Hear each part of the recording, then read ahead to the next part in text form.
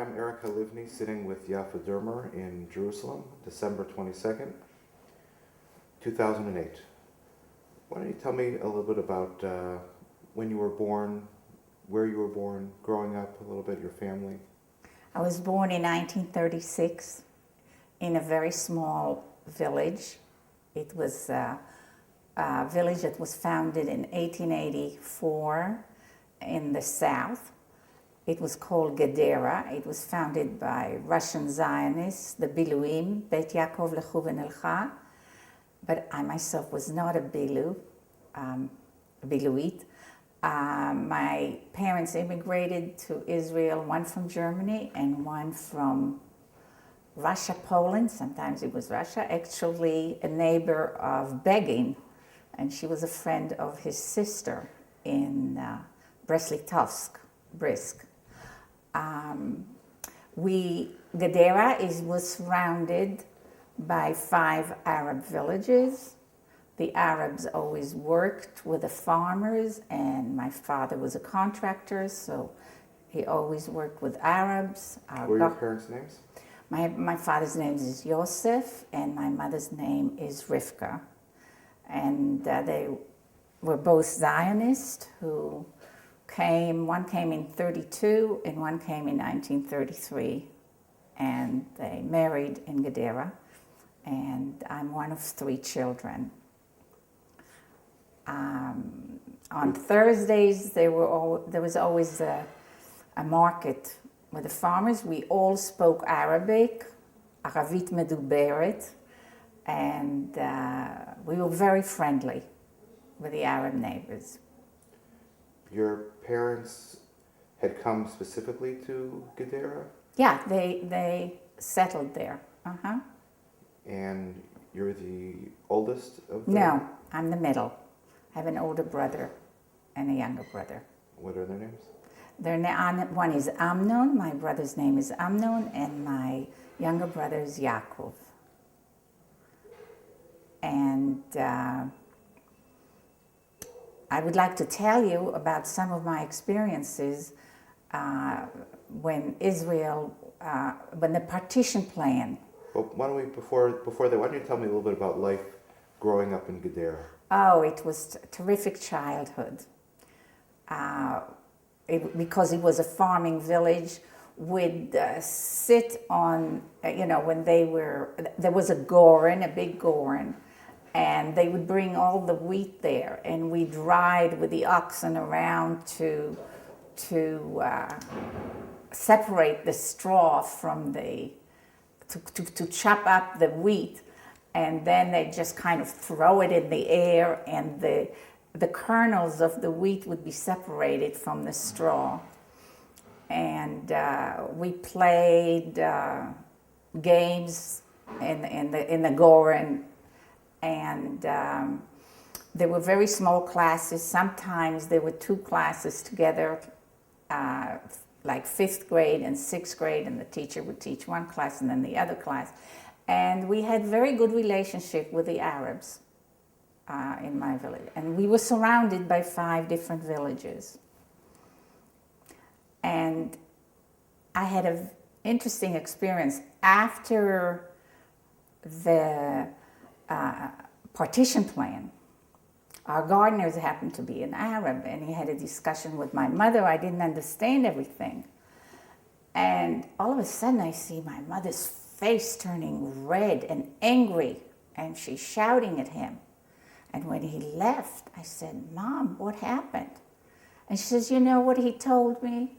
He told me that I don't have to worry about a thing, and my daughter doesn't have to worry about a thing, because they're only going to kill the men, and the women they'll let live." And my mother told him to leave at that time. They were really incited by the neighboring countries, particularly in my neighborhood, probably by Egypt, because it was more in the south. The Gaza road, famous to go to Gaza, which was built by the British, actually went through my village. And I still remember the declaration, the partition plan from the United Nations, because we all was listening on the radio. And as we listened to it, when there were enough votes, we all went outside and started to dance. But the amazing thing was that there was a sanitarium next to us, and most of the employees were Arabs. And we danced together with the Arabs. The Arabs danced the debka. They were all so happy. There was no hint that a war was going to break out, because the Palestinian Arab were happy. And it wasn't until they were incited by the other Arab countries that they didn't show up and things happened. I remember dancing in the courtyard of that particular, it was called Ben Geffen Sanitarium, because Dr. Ben Geffen ran it. So that was an experience, and we didn't know that there will be a war. I also... Do you remember growing up in a place as historic as Gedera, where the Biluim were? Do you remember the impact that had on growing up, or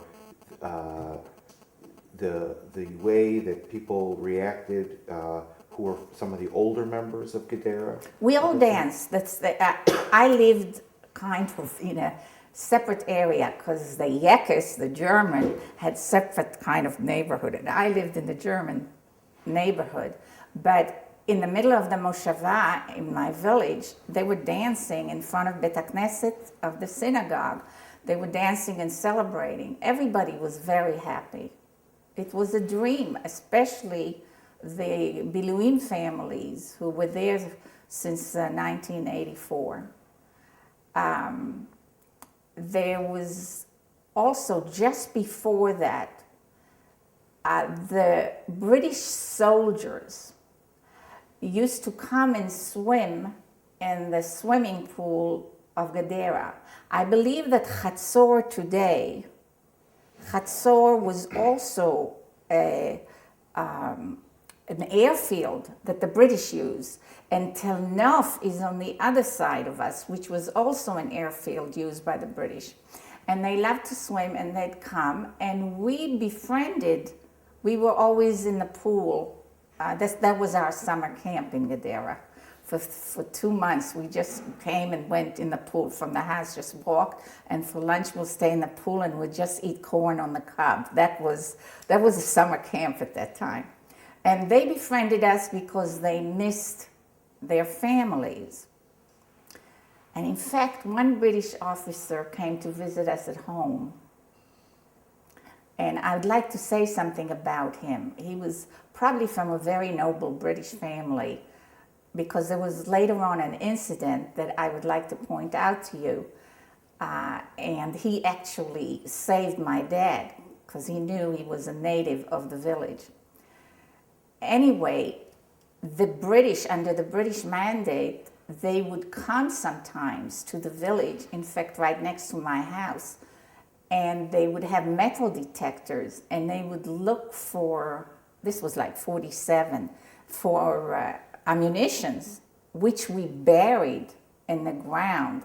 I don't remember exactly. I remember a lot of grease around it, and it was buried in glass sometimes, real deep in the ground, so it won't be detected. I am not sure, because these are teens' memory of mine. And they would search all over for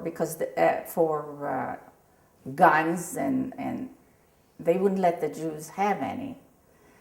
And I think they turned most of the police station in Israel to the Arabs and not to the Jews. But in 1947, just before the war, there was a lot of illegal immigration to Israel. And of course, they didn't ship those cattle sheeps that they used, the immigrants, didn't come to Haifa. They would come someplace next to Ashdod. Ashdod is not far from Gedera. And I remember one particular incident where my father left the house with people from the village to go to the coastline to help take the Mapilim, these illegal immigrants, because Britain didn't let an immigration come, the immigrants come to Israel because of the Arab objection to it. And they would tie ropes to the ship, and most of them could not swim because they've been in concentration camp for Europe. And they would hold on to the rope and come ashore. And then they would bring, I wasn't on the shore, but my dad told me because he went. And what has happened in this particular incident that my dad told me was that an Arab passed by with camels, and he was taking what is called either sand or zivziv that they use in construction.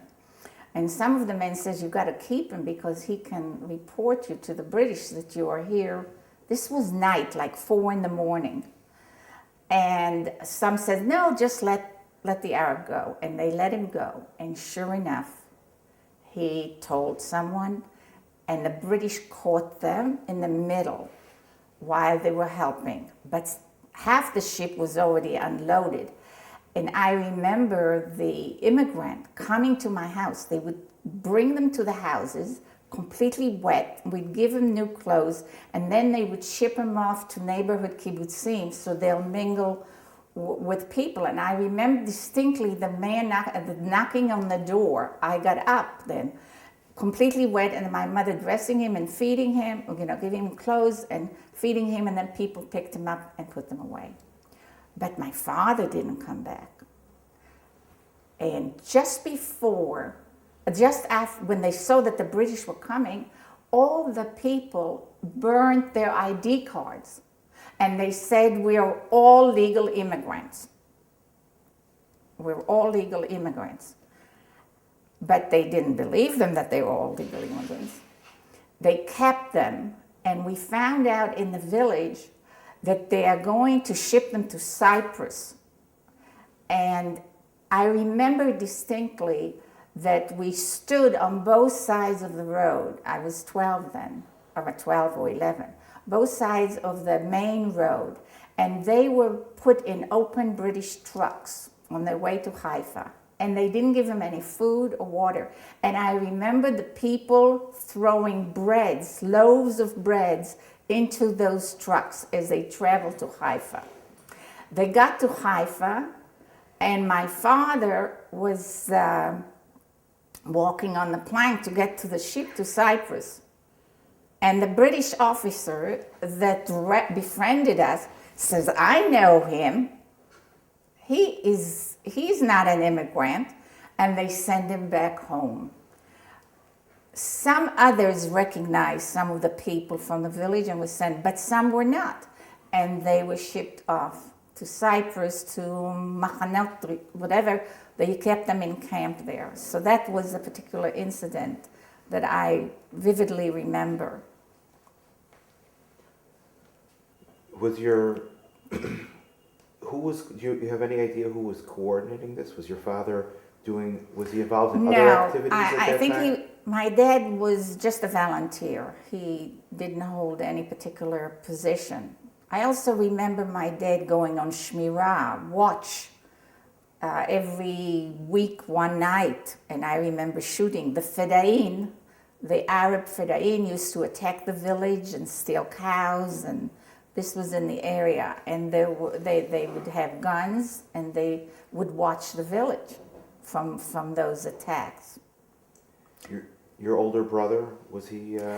I would like to tell you something very interesting about Gedera. Gedera was the headquarters of the Southern Command, and I think it was Gdud 53, that particular unit, and their headquarters was in Pension Meyer, which is a few blocks from my house. Not only that, their cars, the soldiers, this is during the war, the soldiers' cars looked like the cars that you have on the side of the road to Jerusalem, the ones, they were fortified like regular car with steel. And because they didn't have much, And they would write the girl's name, their girlfriend's name, with chalk or white paint on the cars. And then my mother would bake cakes and tea, and they would come in and sit with us. The soldiers would sit with us. And it was very sad because when they went to battle, mainly with Egypt, because Egypt was in the south, and some didn't come back. And sometimes it was very sad, and they would say, so-and-so didn't come back. And then Egypt moved, the Egyptian conquered Yad Mordechai, and they held them off quite a bit there, and they started moving along the coast towards Tel Aviv.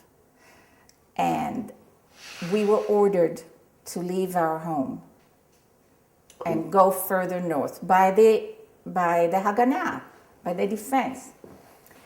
And we turned our house to the Haganah. We left all the crystal, everything. We just took some clothes and we went to a friend who lived next to the Yekev in Rishon LeZion. My next door neighbor went to Cholon to our aunt. We had to give our houses for the soldiers to live on because as the Egyptian moved closer, the soldiers had to be stationed there. Did your whole family leave? My whole family left, yeah. My whole family left to Rishon. We just took some clothes, we went down to the road and hitchhiked to Rishon. Do you remember how you were 11 at this time? 12? Yes, I remember because... Do you remember how you felt? Do you remember? I wasn't scared, because I wasn't scared. It was everybody did it. There were some people who weren't too happy to give up their home to the soldiers. I remember a neighbor was screaming. But I have to tell you something about the Haganah then. When we came back to the house after a few weeks, it wasn't long. We came back because it pushed the Egyptian back. They didn't take one glass. They didn't sleep on our bed.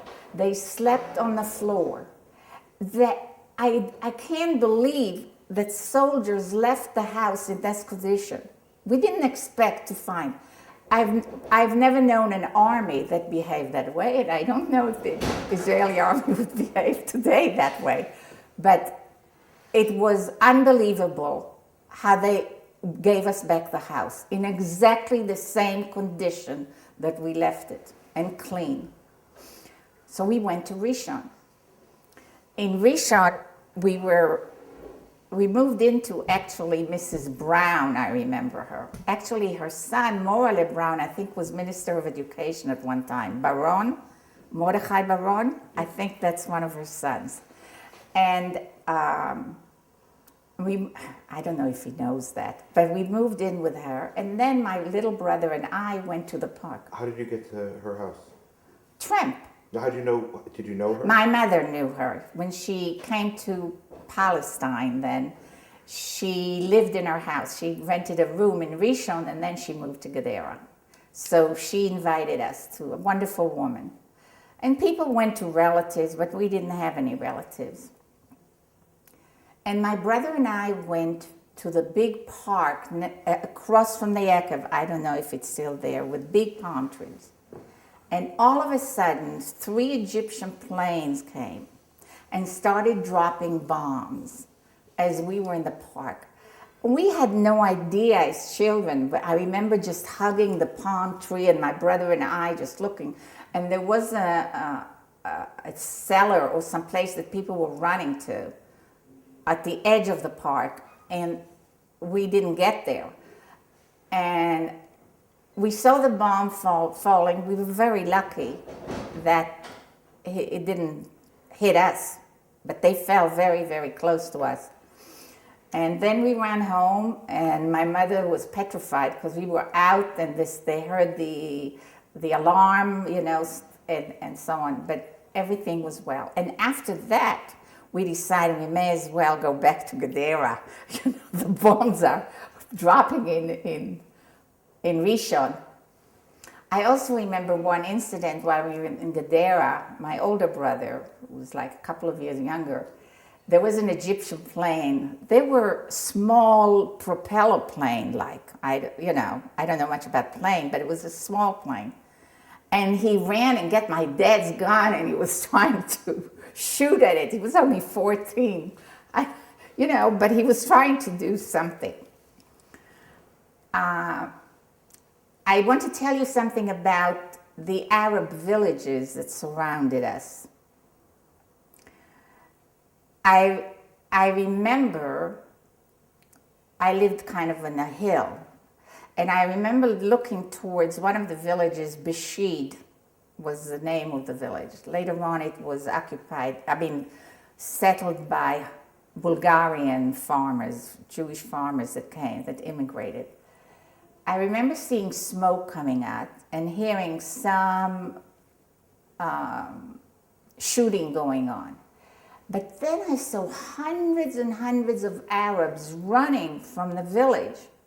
I don't know if they ran towards Lud or Ramle, but they were so afraid.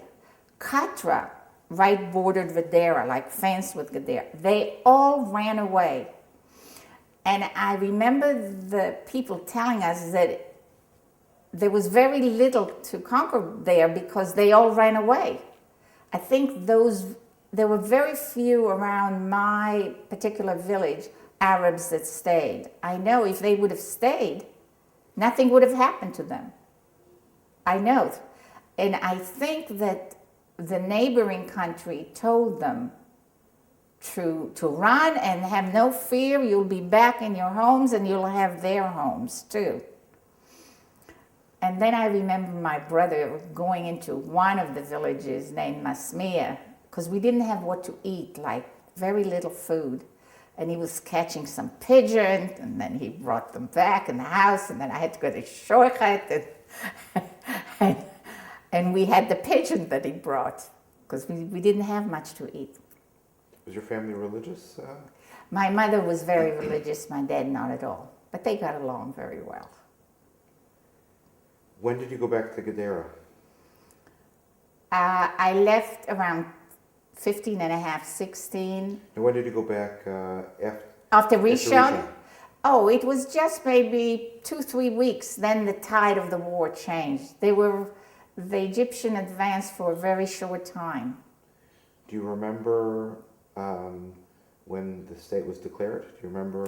I remember listening to the radio, and I think Russia was one of the first one. I think those for the partition plan. Yeah, the partition plan. I remember we all were glued to the radio listening how the vote is going to go. Do you remember May 14th when Ben Gurion read the Declaration of Independence? No, I didn't have, but I've heard since. I've heard the Declaration. Mm-hmm. I've heard it. I've listened to it. Very moving. Very moving. Mm-hmm. Did your brother was not old enough to fight yet in the war, was he? No, he was 14. Mm-hmm. I was around 12 and he was 14. Mm-hmm. Okay. But I did later on volunteer to the Gadna, and I had a course coughing in Rosh Hanikra, north of Aryeh, and we had to build our own camp, and we had basic training for 2 months that were much rougher than what the soldiers get today. And you can quit any time. It was strictly volunteers. How did things change after independence in Gadara? Do you remember things being different? Well, I'm sure that a lot of the Arabs who worked with us weren't there because they left. Some Bedouin tribes remained, and they were around some of the hills, but it changed. And things were very hard after the war because most of the money went towards defense. And there was scarcity of food. Even in a farming village, there was scarcity of food.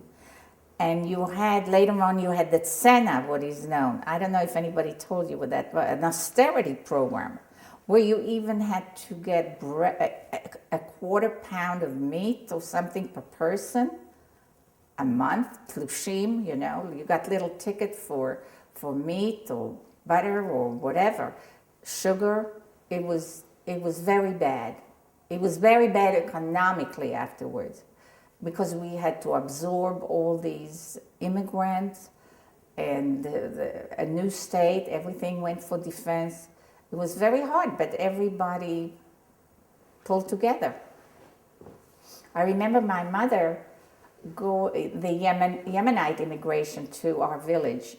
We called it the Ma'abara, and she would go there and to teach the women how to take care of their babies. They would tie them. Old men married young girls. They just came from Yemen. You know, they lived like they lived centuries ago. So she worked with them as a volunteer for many, many, many months. I remember that.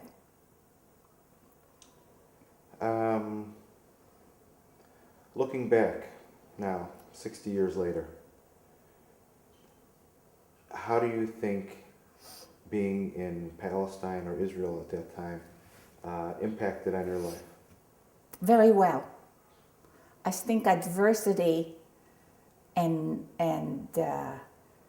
if you have to overcome hardship, makes you a much stronger person and a much more balanced person. I think you're not spoiled. You can do anything and you can overcome anything. I think it was a good life, a very free life. We never locked the door in my village. We never had, everybody knew everybody. If you had a new shirt, they would know. If you had a new pair of shoes, of course, I only went to Tel Aviv maybe once a year to buy a pair of shoes. Maybe 2 years, once in 2 years. We weren't materialistic. We were very minimalistic. I thought it was a beautiful life in the country. We knew we had fruit trees and we grew some of our own vegetables and our own fruit. And if you wanted milk, I went to my neighbor to buy the milk. And we had our own chickens. How, the experience that you talked about with the illegal immigrants coming. Yeah. How did being a part of that, or knowing that your father had played this role in it, and how did that impact on you? I think it was his duty to do it. I think, actually my dad came to Palestine illegally from Germany because immigration was limited.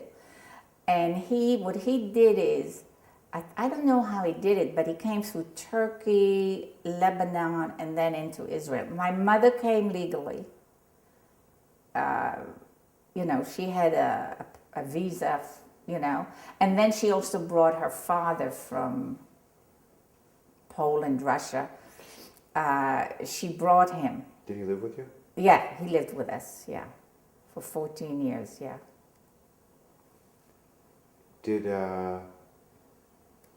Do you think that there were lessons that you learned for your life from that kind of... Yeah. I also want to tell you that the school during the war was dispersed in the village. And we had different classes had different location, and they were told where to go. Actually, it was not far from Zuckerman, in Shachevich Miklat. I remember I had to go to that Miklat. It's like a bunker with a lot of sandbag. And we had classes there. We had very good teachers, very dedicated teachers who were Zionists and came to Israel for a reason. And we had nothing in the class, hardly paper, but we learned, and it was good. Today the kids have everything, and they don't learn. But it was a very good experience. Anything from this experience that you would want to to make sure to pass on your children, grandchildren, any lessons, any messages from that era? Well, the only thing I passed on that I tried not to spoil them, and to, well, I'll give you an example of Ronnie. You know Ronnie. When he was little, and I'd go shopping, and he'd sit on the floor, like 2, 3 years old, and he'd say, "Mom, I can't walk anymore." I said, "Goodbye, you're either walking, I'm not schlepping you." And he got up and walked, and he walked. Because you never know how much endurance one have. If you've been in the army, you know that your foot can be full of blisters, and they tell you to march, and you march, and you can do it. And it's a wonderful feeling to overcome something that you thought you couldn't do, and you're doing it. But he climbed, later on he took a trip he was born in the United States, and he took a trip with 2 friends to Manara. And they were climbing Manara, I think. And halfway through, the friend says, "Oh, we can't walk anymore, we don't have water, we don't." And then he's telling him the story when he was 3 years old, that his mother made him walk, and he says, "I'm going to walk to the top and I'll bring you water." They were just as strong as he is, but mentally he was ready to go a little further. So I think that it's good to do. And my grandson today went for 3 weeks on some nature hike where they had to live and do everything. And I think it was a very good experience. It's very important. How about in terms of Zionism or commitment to Israel, based on your...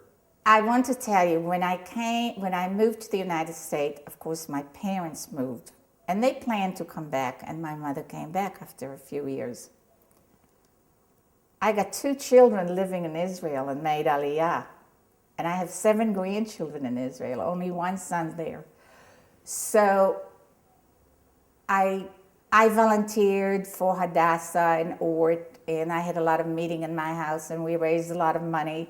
We even raised some money for widows of the war. I had special functions in cooperation with my girlfriend here, from Gedera. So I always felt guilty that I have to do something for Israel because I was there, especially at the beginning when I came there. And then I traveled back, and I saw that I got very Americanized.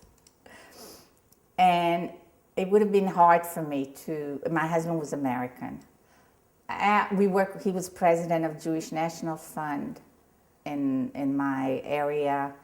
So we always, when my son was bar mitzvah, my oldest son, we planted a grove here in honor of his bar mitzvah. We always talked about Zionism and so on. And actually, Sharansky called me and he said, "You know, your son Ron want to be a citizen of Israel and he's making Aliyah?" I said, "I know. What do you expect? He learned at home of the importance of Israel, so what do you expect? I don't object to that. That's what he wants to do."